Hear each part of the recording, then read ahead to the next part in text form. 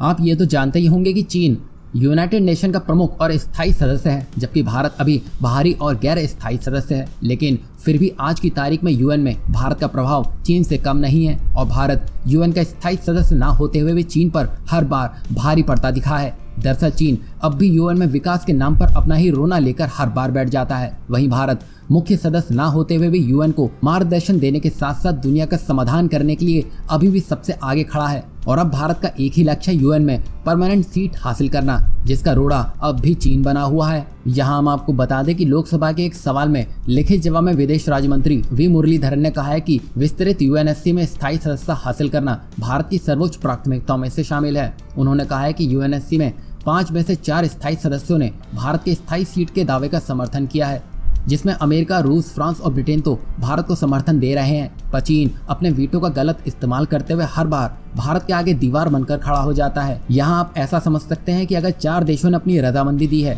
और एक देश ने अपना वीटो का गलत इस्तेमाल किया है तो सारा प्रस्ताव ही बेअसर हो जाएगा। और यहाँ आप ये भी जान लीजिए कि यूएन की सारी पावर इन 5 देशों के हाथ में ही होती है। तभी यहाँ भारत ये चाहता है कि वो 6वां सदस्य बनकर यूएन में चीन के सामने खड़ा हो। भारत के अलावा 4 और देश हैं जो यूएन में परमानेंट सीट की मांग कर रहे हैं, जिसमें ब्राजील, दक्षिण अफ्रीका, जर्मनी और जापान शामिल है। और इसमें देखा जाए तो ज्यादातर देश चीन के खिलाफ ही हैं और ये 5 देश इस तरह की प्लानिंग में है कि ज्यादा से ज्यादा दुनिया के देशों का समर्थन जुटाया जा सके और चीन के वीटो की काट निकाली जा सके।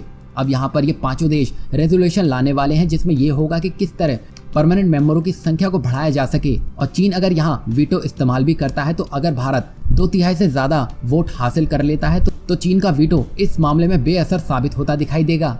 और यहाँ भारत ने इस दिशा में काम करना भी शुरू कर दिया है, जिसमें वो ज्यादा से ज्यादा देशों का समर्थन हासिल करने में जुट गया है ताकि चीन के वीटो को बेअसर किया जा सके। क्योंकि अगर भारत ने जल्दी कुछ नहीं किया तो चीन आगे ऐसे रोड़े पर रोड़े अटकाता ही चला जाएगा।